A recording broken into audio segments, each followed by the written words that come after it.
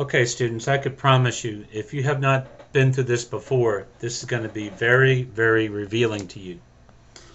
We're talking about compound interest n times per year. So let's look at an example. Here I have $100 compounded quarterly 8% for 1 year. Right, here's my $100. This whole thing represents a year, okay? Well, 8% of $100 is $8. So wouldn't I not have $108 at the end of the year? And the answer is no, because it's not compounded annually, it's compounded quarterly. Now, what does that mean? Well, again, this is 1 year, and we want to know how much money we're going to have at the end. And so we're going to go through a compounding procedure.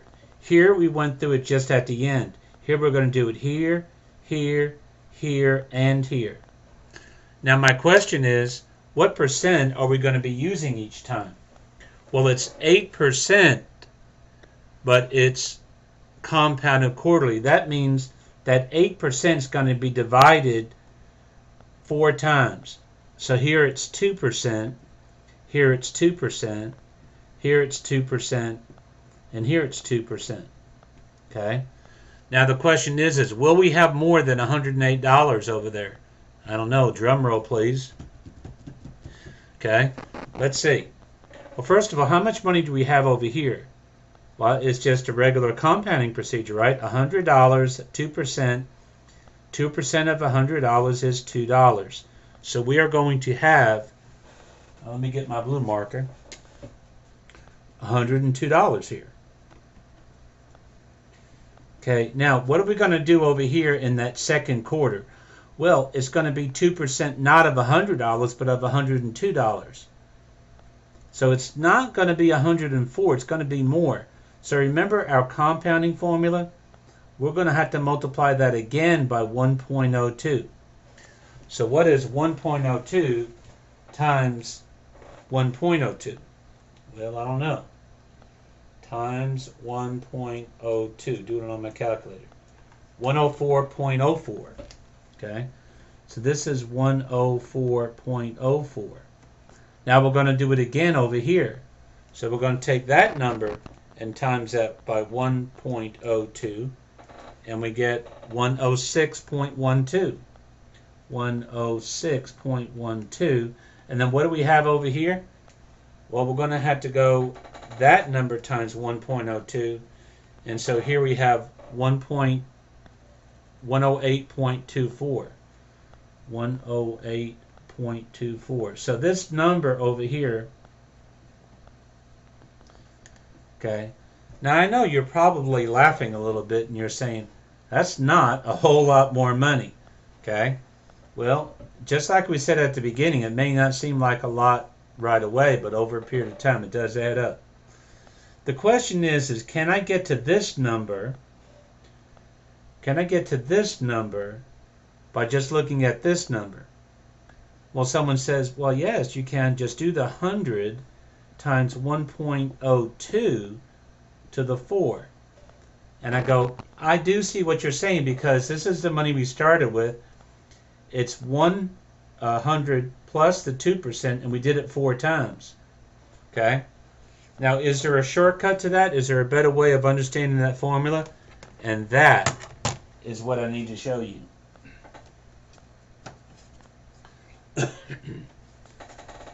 So this is the overall compound interest formula for n times per year. N times per year. Annually, semi-annually, quarterly, monthly, weekly, and continuously. That's a good question right there. So could I use this formula? And I will, I'm going to find out if the formulas are given to you on your final. Okay, so I will figure that out a little bit later. Try not to worry about that right now. Can we do this problem? It's $100, 8% compounded quarterly for 1 year. Okay, that's a good way to understand how to work the formula. A, that stands for the amount at the end. P, what I'm starting with, the principal, okay? 1 plus, now remember, it's 0.08 divided by n. What is n if I'm compounding quarterly? 4. Okay? Now, times n times t is talking about how many compounding periods? Well, it's 4 times how many years? 1.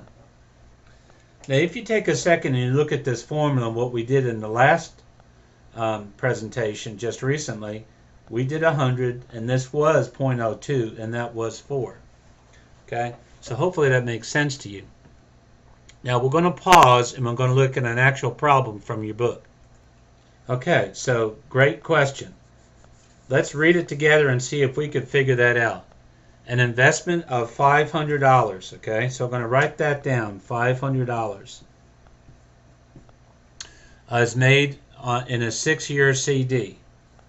6-year CD. It earns, it doesn't show me how much percent. It should, compounded monthly.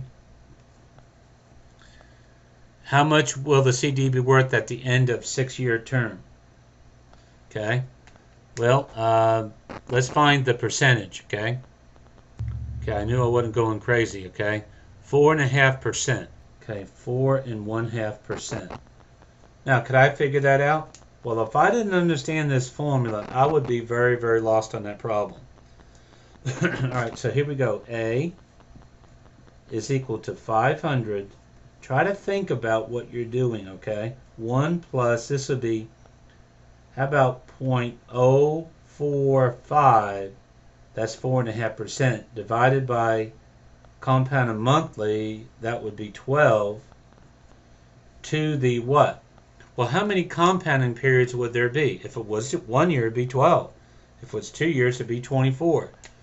So we're going to go 12 times 6 for the total number of compound periods. Now the question is how do I put that in my calculator? I'm glad you asked that question. Let's do that together. Okay, so notice that we read the problem, we put the values in the formula, now we're going to use the calculator.